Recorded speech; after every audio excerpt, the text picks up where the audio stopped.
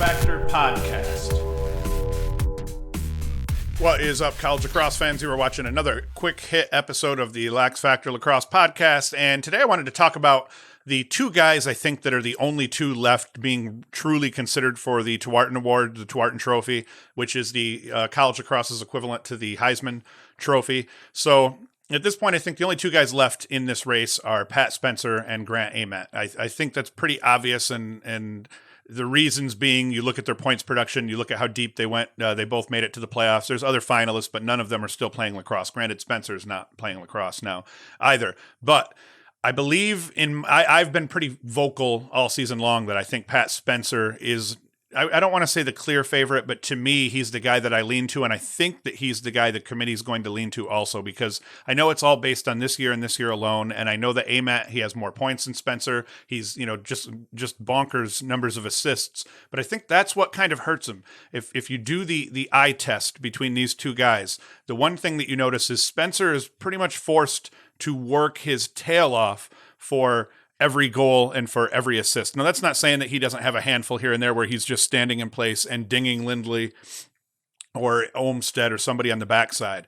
But a much larger percentage of Spencer's goals he's creating by force, by just being a big dog, a big cat on the field.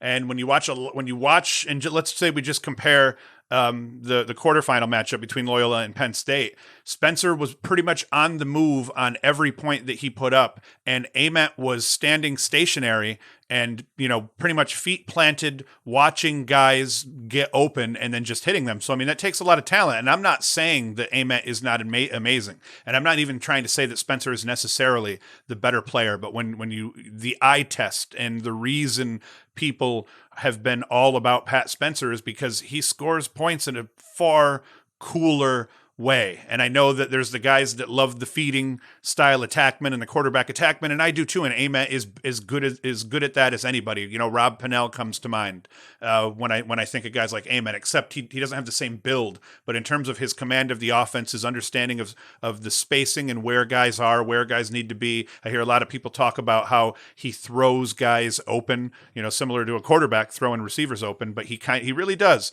But when you watch these games also, and I'm going to run this play here now, a lot of his assists are him standing there and watching Mac O'Keefe work wonders off ball. And in the highlight I'm showing, you're seeing O'Keefe set a pick and simply just kind of curl off his own pick, and not even in a serious way. He just realizes his defender's not paying attention, rolls off his own pick real quick, and then just catches and shoots. And Ament, I'm not trying to cut Ament down, but any idiot could have made that feed and just stood there and watched O'Keefe do that. So Ament is partly the product of an amazing system and being an amazing player within that amazing system. It's not to take anything away from him. It's just when you watch that, it's different. To somebody like me, I see Spencer just bullying his way to the goal down the alley and feeding an attackman, left-handed on the far side of the crease. It just looks a little bit tougher, and it looks a little bit more dominant than just being within the system that is just allowing you to pick teams apart. And granted, that's Ament's vision. That's his style of play. And when he does have to go to the rack, he's incredible also. I'll run the highlight here as I'm talking now of him, the dive play that he had. It was kind of a dive goal that he had against Loyola in the quarterfinals, where he beat his man down the wing underneath, got back out in front, and dives into the crease. The kid can score goals. The kid can shoot. I will roll a highlight right now of him sniping a couple of corners. There is nothing that Ament can't do. He could probably do all of the things if called upon that Spencer ends up doing in terms of carrying the ball, creating his own offense. It's just that he doesn't have to do that now.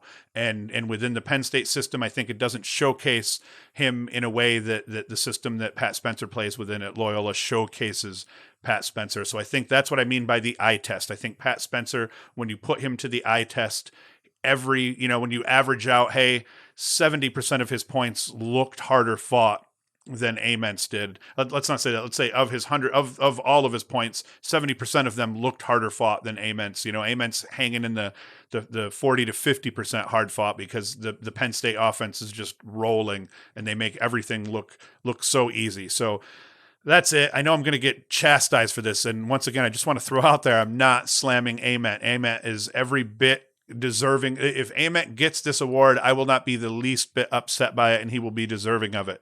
I'm just stating that I think, based on what you see, that it's going to end up being Pat Spencer. And I think that the sympathy vote goes to Spencer, even though Ament has a great story with the injuries and battling back and doing what he's doing now with Penn State, and the fact that Ament is still playing and his team sent Pat Spencer's team home.